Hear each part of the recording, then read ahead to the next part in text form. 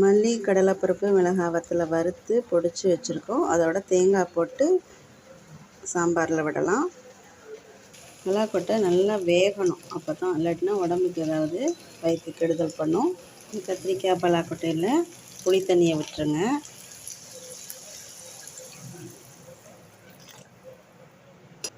அந்த வறுத்து அரைச்ச பொடியில் கொஞ்சம் எடுத்து வச்சுட்டு தேங்காய் போட்டு அரைச்சி இதில் விட்டுறலாம். அந்த பொடி கொஞ்சம் எக்ஸ்ட்ரா இருந்ததுன்னா வேணும்னா போட்டுக்கலாம், இல்லைன்னா உங்களுக்கு ஏதாவது காரக்கறி பண்ணும்போது போட்டுக்கலாம். புளிக்கரைசல் நல்லா கொதித்து காயெல்லாம் ஒத்தாப்பில் ஆன உடனே நம்ம அரைச்ச அந்த விழுதை விட்டுடலாம். அரைச்சதை விட்டு நல்லா ஒரு 4 கொதி வந்த உடனே இறக்கிடலாம்.